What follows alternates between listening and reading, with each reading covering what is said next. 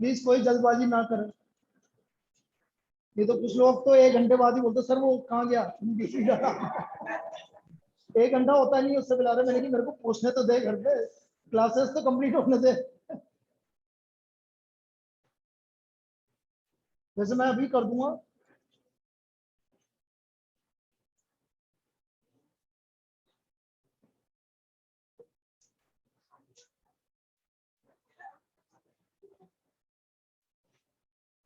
तो पानी नहीं आ रहा है के पास, खाली बोर के लाता।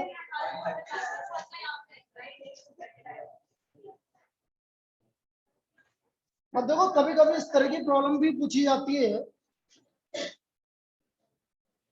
हाँ 1 सेकंड रुक जाओ, अब बोलो। इंफिनिटी 0 का है, कम होती होती होती 0 हो जाएगी।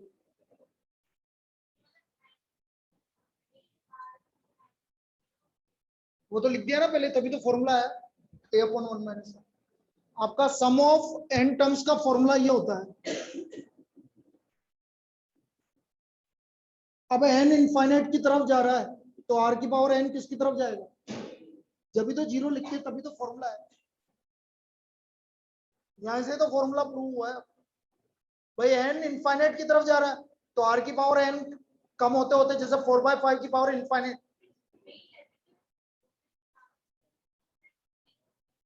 नहीं 0 नहीं होगा, हाँ 0 मान ले, लेकिन कौन सी टर्म होगी 0? नहीं नहीं नहीं, 0 कम होती होती होती होती फिर वो इनफाइनाइट तक जाएगी, आप निकाल ही नहीं पाओगे। भाई ये कहना क्या चाह रही है अब समझ में आया। भाई इसने बोला कि आर है आपका 4/5, फर्स्ट टर्म है 100, 0 ऐसे बोल रही है। तो ये हो गया 4/5 की पावर n-1 इक्वल टू 0। तो अब ये बोलेगी ये 4/5 की पावर 0, तो 4/5 की पावर कौन सी 0 होती है, बता कैसे निकालेगा। हाँ तो वो यही मैं भी अटक गया। इनफाइनाइट, अब वो इनफाइनाइट इसलिए इनफाइनाइट लिखूंगा, ठीक है, इसलिए n की वैल्यू नहीं निकलेगी, क्योंकि भाई किसी भी पॉजिटिव नंबर की पावर प्योर 0 कभी नहीं, लगभग 0 बोल सकते हो आप, प्योर 0 कभी नहीं।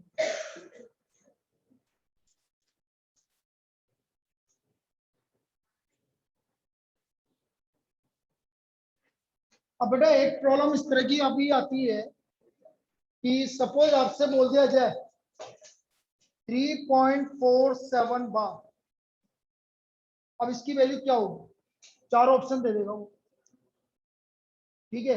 पहला ऑप्शन 347/99, दूसरा ऑप्शन 343/99, तीसरा ऑप्शन 343/90 और डी ऑप्शन 44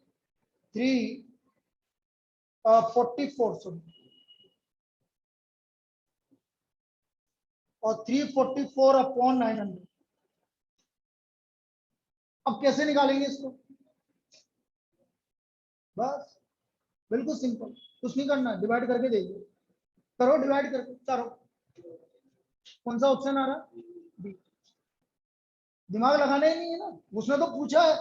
अब उसने पूछा किस हिसाब से, इनफाइनाइट टर्म से, अभी बताऊंगा इनफाइनाइट टर्म से कैसे पूछा, लेकिन हमें दिमाग लगाना नहीं। डिवाइड करके देख लो चारों को, जिससे आंसर 3.4747 आ जाएगा आंसर। करो डिवाइड सबको, आ रहा है। अच्छा किसी ने बोला सर मुझे ये डिवाइड वाला कंसेप्ट समझ में नहीं आया, आप तो मेथड बताओ। मैं रुको तो सही, मेथड हार्ड नहीं है ना भाई, मेथड हार्ड होगा तो हम बोलेंगे मेथड हार्ड ही नहीं है। अब देखो एक तो होता है ट्रिक, क्लास 9 याद करो, तुम्हें बताया नहीं बताया किसी ने, मुझे पता नहीं, बताया था भूल गए, ठीक है। तो वहां पर क्या है, इसकी ट्रिक क्या होती है समझो, पहले पूरे नंबर को लिख लो, लिख लिया पूरे नंबर को, माइनस वो कर दो जिसके ऊपर बाहर नहीं है, तो किसके ऊपर बाहर नहीं है, पहला काम, ये तो ऊपर का काम होगा। डिवाइड बाय कितने नंबर के ऊपर बाहर है, तो 2 नहीं, अब डेसिमल के बाद ऐसा कोई नंबर बचा है जिसके ऊपर बार नहीं बचा, तो छोड़ दो, यही आंसर आया क्या। पहले पूरा नंबर लिख लो, माइनस जिन नंबर के ऊपर बार नहीं है उनको हटा दो, और डिवाइड बाय पहले उन नंबर को लिखो जिनके ऊपर बार है, तो 2 9, और डेसिमल के बाद देखो कितने नंबर के ऊपर बार नहीं है, तो कोई भी नहीं है तो इसलिए छोड़ दो। अब जैसे इसके लिए ये आता 21.35 बार, अब इसका आंसर क्या होता है समझो, 2135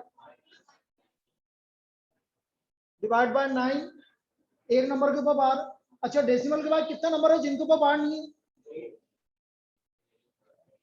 एक ही तो है बेटा, तो इसका आंसर क्या होगा, ये होगा, क्या होगा 2135 माइनस 213/9, ये इसका आंसर होगा, यदि आप निकालना चाहते हो डायरेक्ट। कैसे निकला समझ में आ गया, पूरा नंबर माइनस जो नंबर के ऊपर बार नहीं है उसको हटा दो, डिवाइड बाय जितने नंबर के ऊपर बार है उतने 9 आएंगे, और जीरो उतने लगेंगे जितने डेसिमल के बाद नंबर आ रहे हैं जिनके ऊपर बार नहीं है, इसलिए मेथड भी बताऊंगा, ये तो ट्रिक है। कितना आ रहा है ये 2135 माइनस 213,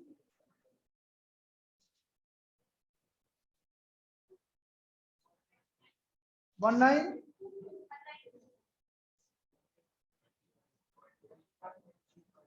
वो तो वही आएगा जो,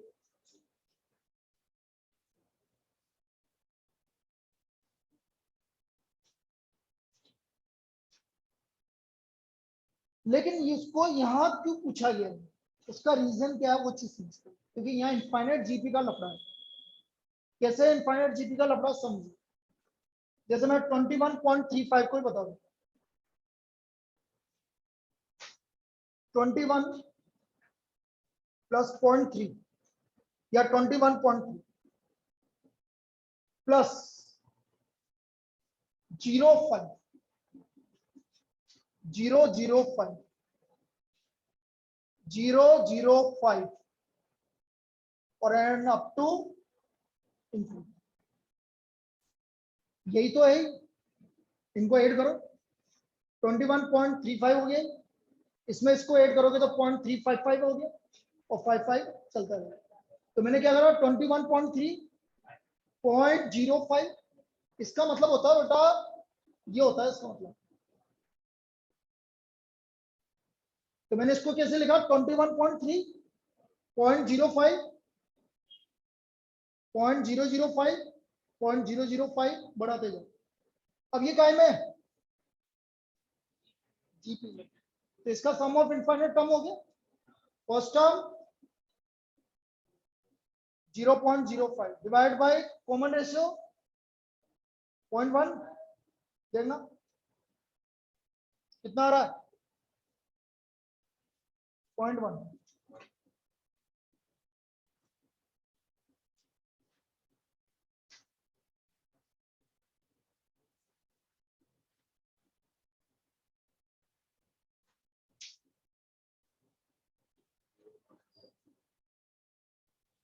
213 into 9,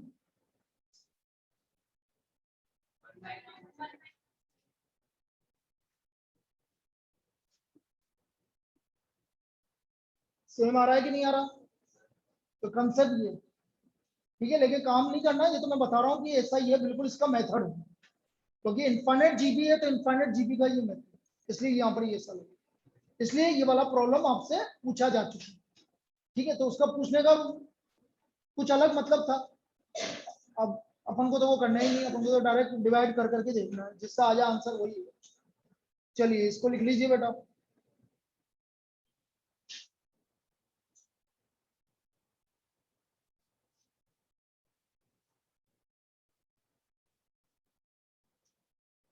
देखें और क्या बचा हुआ है,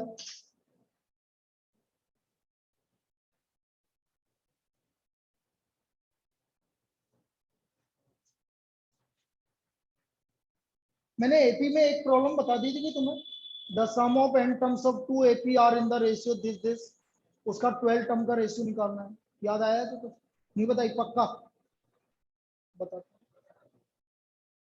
यार, मुझे ही तो याद आ रही है, मैंने बताई, मैंने बोला था ना 2n-1 डबल करके -1 करके वैल्यू रख देंगे। तुम्हें नहीं मिलेगी, तुम्हें नहीं मिलेगी, यदि मैं ढूंढ सकता। एक सेकंड।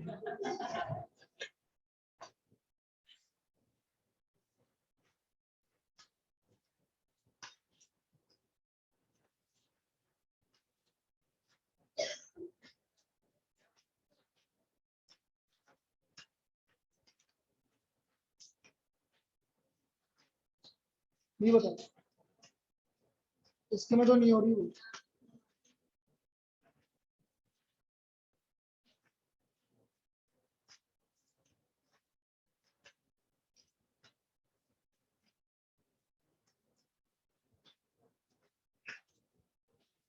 नहीं बताएगी, नहीं हो रही।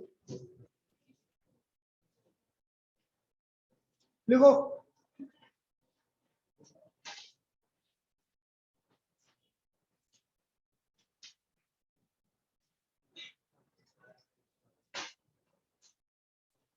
If the sum of n terms of 2 AP are in the ratio 3n plus 4 ratio 7n plus 5, find the ratio of their 15 term. अब ये लास्ट टू लास्ट ईयर आई थी भाई, सी बाउंड्री। देखो ट्रिक याद रखनी है, मेथड बताऊंगा, लेकिन पहले ट्रिक याद रखनी। जब भी दो एपी के सम का रेशियो गिवन है और आपको किसी टर्म का रेशियो निकालना है, तो आप क्या कर रहे हैं, कौन सी टर्म का रेशियो निकालना है? तो 15 का डबल करो और -1 कर दो, इसमें 29 रख दो, आपका 15 टर्म का सम आ गया। 29 इंटू 3 87 प्लस 4 91, 29 इंटू 7 203 प्लस 5 लिख लीजिए, ये रेशियो आ गया। ऐसा क्यों होता है अभी समझा। 91:208, this is the ratio of their 15 term. ये इसके 15 टर्म का रेशियो आ गया।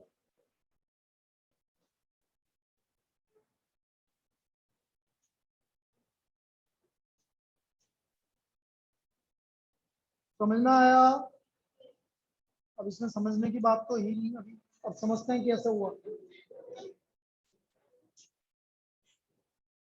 देखो दो एपी है, तो दो एपी की फर्स्ट टर्म भी अलग अलग होगी, कॉमन डिफरेंस भी अलग अलग होगा। तो फर्स्ट एपी का आपने फर्स्ट टर्म मान लिया स्मॉल और कॉमन डिफरेंस मान लिया डी। तो देखो सर, इसका सम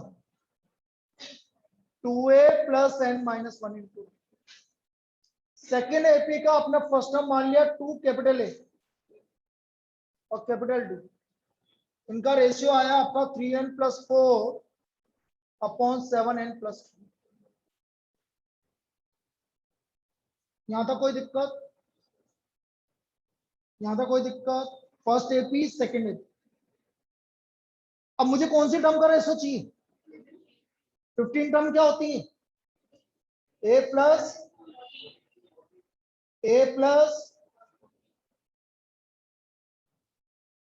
एक काम करो, 2 से ऊपर नीचे मल्टीप्लाई कर लो, घर की बात है, कोई दिक्कत नहीं, कर सकते। ठीक है, ये आ गया 2a प्लस 28, 2a प्लस 28। अब कंपेयर करो बेटा, ऊपर 2a दिख रहा है तो नीचे भी दिख रहा है, ऊपर स्मॉल डी दिख रहा है नीचे भी दिख रहा है, ऊपर 2 कैपिटल ए दिख रहा है नीचे। तो यहां से यदि मैं कंपेयर करता हूं तो n-1 किसके इक्वल आ रहा है? भाई बाकी सब सेम है, तो n-1 किसके इक्वल आ रहा है? तो n-1 इक्वल टू 28। तो n का वैल्यू, तो जैसे आप 29 इसमें रखोगे तो कौन सी टर्म का सम आ जाएगा और रेशियो आ जाएगा? 15 टर्म का रेशियो। ये है इसका कंसेप्ट। n की वैल्यू 29 रखते ही आपको कौन से टर्म का रेशियो मिल जाएगा? 15 टर्म का रेशियो। क्लियर है? तो ये कंसेप्ट है, लिख लीजिए इसको मेथड।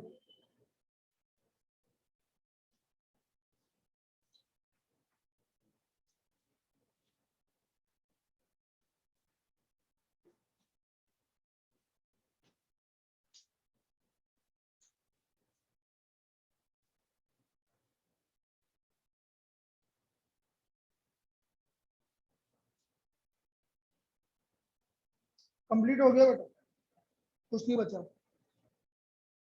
अब कल हम इसका स्कैनर करेंगे और आपके डाउट्स क्लियर करेंगे, ठीक है।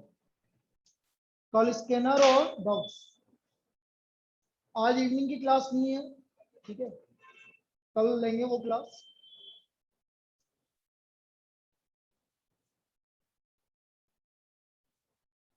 चलिए बेटा, ऑनलाइन कॉपी हो गया।